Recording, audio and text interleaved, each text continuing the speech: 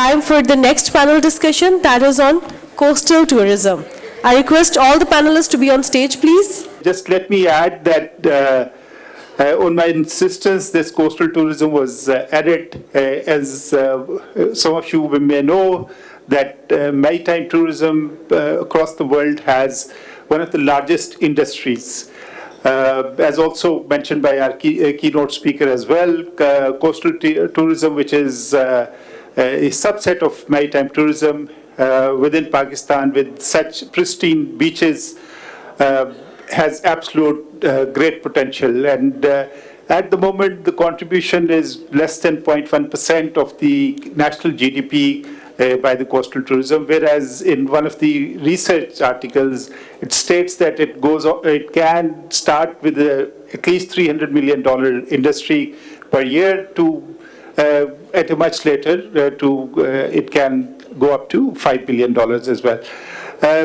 Ladies and gentlemen, we've assembled one of the best panels that there could be within Pakistan and within the region to talk about coastal tourism potential in Pakistan and some of the challenges which we face. And I am particularly delighted and we feel honored that Dr. Rohantha, who's an absolute expert not only in academic but also a practitioner at the policy level and also hands-on experience dealing with tourism privately as well. So without further ado, may I request you, sir, to kindly share your thought, and he'll talk about the possible areas of collaboration and what has been the Sri Lankan experience in developing the coastal tourism. Thank you. It's lovely to be here. Thank you very much, Chairman, for this invite, and really appreciate. I'll just share a few thoughts today. So what I thought was, first of all, I know that all of you love Sri Lanka, so I'm just going to give a quick view of what Sri Lanka is all about today as we speak. I know that all of our countries are going through economic crisis, so we'll talk a little bit about this whole area of can we recover? And I think it's also very important for you all to understand that. And then, of course, the contribution of tourism and our topic of coastal tourism. The inevitable happened just like every other country around the world. As you know, there are about 72 countries which are going through financial crisis. And it's not only just like our part of the world. Bangladesh is going through right now, Maldives is in, Sri Lanka is just recovering, and Pakistan, all of us are together on this. So what happened? Our poverty shot up. So that was one key issue that we had in the country, just like what happened in all yours. But the question is, can we recover? And this is very, very important. Now, as we speak now, our economy has grown by 4.7% on GDP in the last 3 quarters. So the recovery has started, which is the good news. And we were targeting a 3.3% growth, but you wouldn't believe, but we have touched 4.7% as at the first quarter. So the point I'm saying is that with focus, you can again grow economy post-economic crisis. And like I was telling you, 68 to 72 countries around the world are going through economic crisis. And it's not just our own countries in South Asia. But we need to develop it. Now, I'd like you to focus on the left-hand side. Huh? The data is on the left-hand side. So, the growth is about a 5% growth. Inflation is 1%. Our foreign reserves have touched $6 billion, which is about almost 2.5 months. And exchange rate is stable at 300. And tourism is right now booming. So overall, things are getting stable in the country, and we really wish every one of you can come into Sri Lanka. The private sector is very, very buoyant, just like you. I was having a chat with some of you this morning, and almost 200 billion rupees is spent on marketing support in Sri Lanka. So the private sector is very, very strong, and I think that's what's important as a learning for even Pakistan, which we see it so much. So can we recover? The first point I would like to share is on the tea industry. You know, we were like state-owned, auction system were brought from the UK into Sri Lanka in a very strong, deliberate manner, so that we have more control of the overall supply chain and the demand chain. And privatization took place, and today we are the first ethical tea producer globally. So our tea can fetch in about $4.50 as against the other brands, which are all at about $1.50 across different parts of the world. If you look at apparel, same story. We were called tailors at one time, and the industry grew in terms of getting position in the marketplace to be unique. And today, we are the first ethical sourcing destination globally. So as we speak now, the exports are targeted to be $28 billion. And that's one way that you can balance an economy. So I would strongly urge you, the policymakers here, that whilst the focus is on tourism, please keep in mind that you have to make your economy balanced. And that is one lesson that we can learn from the economic crisis, is that you should not be reliant on a particular industry per se.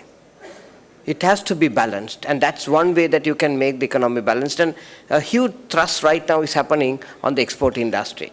If you look at tourism, we are targeting $8.6 billion it to be by 2030.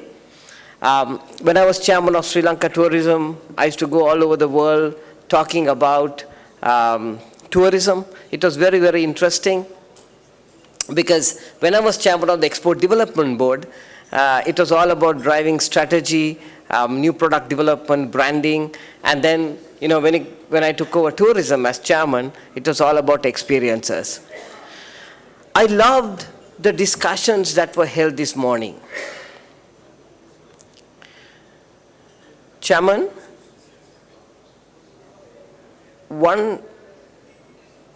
Chairman, can I say something? Sorry.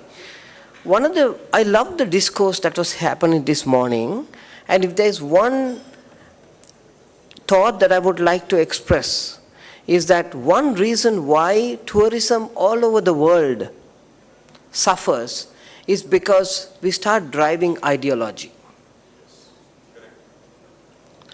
I have a own methodology that I have to drive tourism in Sri Lanka.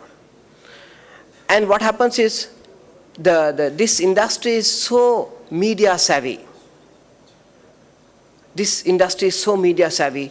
Everybody in tourism starts getting on media. What happens is the lifespan of a brand, of a person like us, is short. So as soon as I leave the chair, the next person who comes has a different ideology.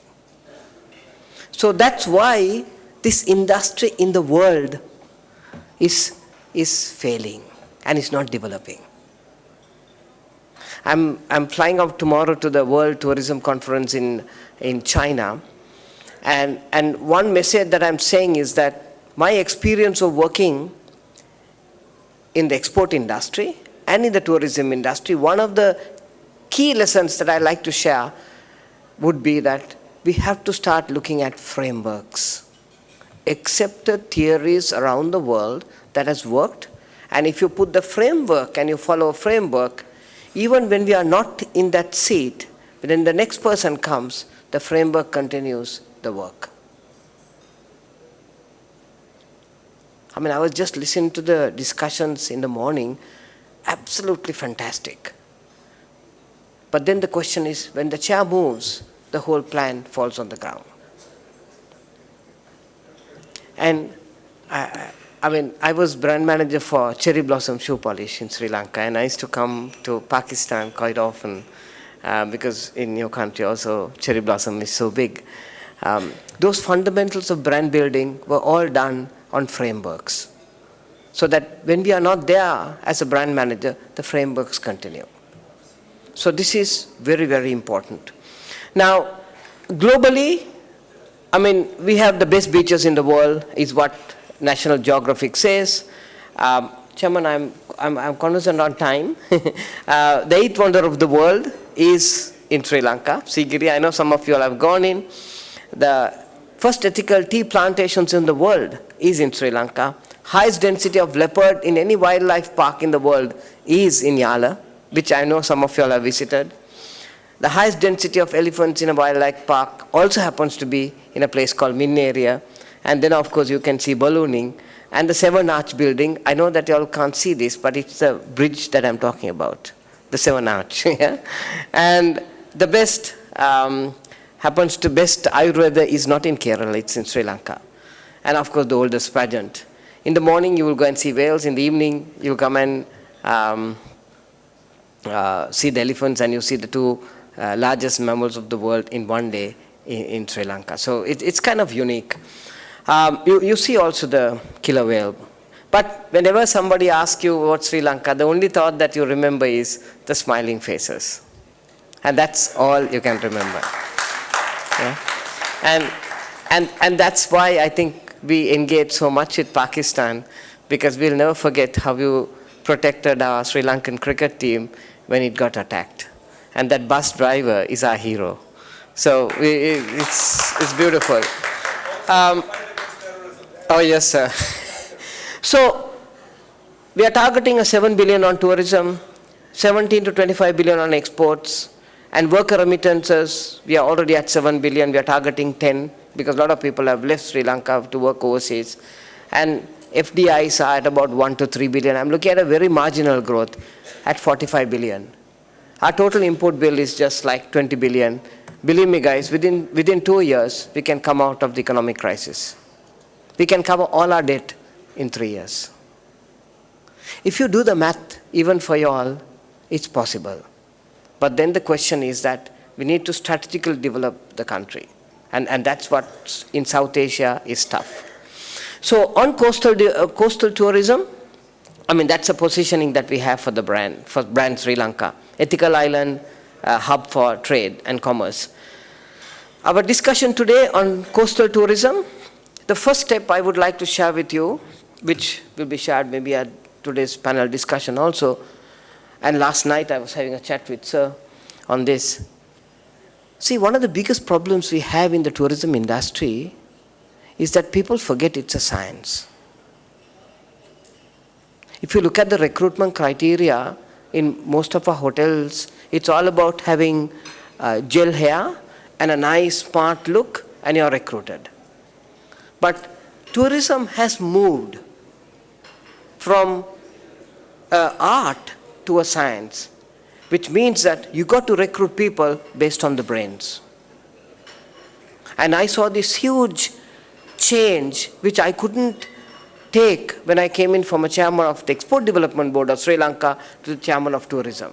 Because you suddenly found that the knowledge gap was very, very high. So we have to get into the digital domain. And a speaker in the morning said that in Pakistan, most of the people are below 30 years. 70% of the population is below 30 years, which is excellent, which means that you got to look at the digital terrain. If you look at the universities that you guys have, you all are brilliant. I mean, some of the universities are top 300 in the world. So you all have the acumen to get there. Second is careful on your construction planning. A classic example in Sri Lanka was Bentota, where organic development took place. Hotels just came and picked up. All the top global brands all got into Bentota. And suddenly, we saw that the sewerage system couldn't take the construction.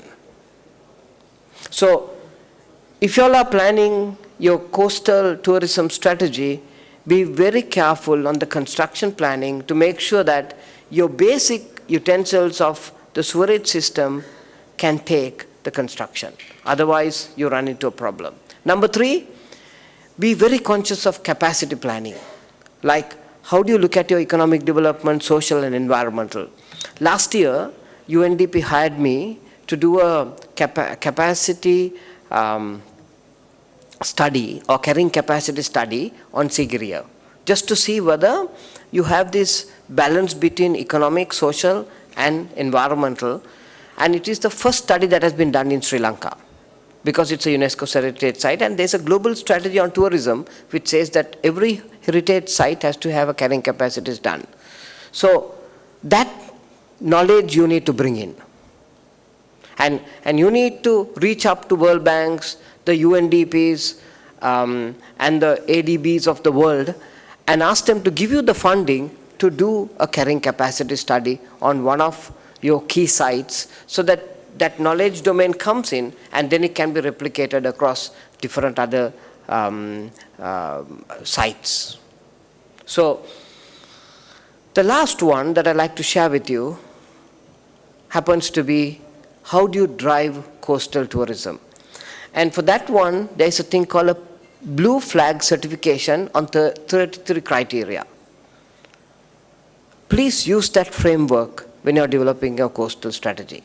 You know, basically what it looks at is water quality, garbage, safety services, environmental, lifeguards, animal safety protection, and appropriateness of public safety measures. Basically that's what it covers. But there's a framework, and I picked up the framework for you. It's available on the net. Please use that framework, so that then what happens is, the day that the current chairs move out and a new chair comes in to your tourism authority or your development plan, the framework continues their work plan and not an ideology. And that's one thing that I would like to share with you.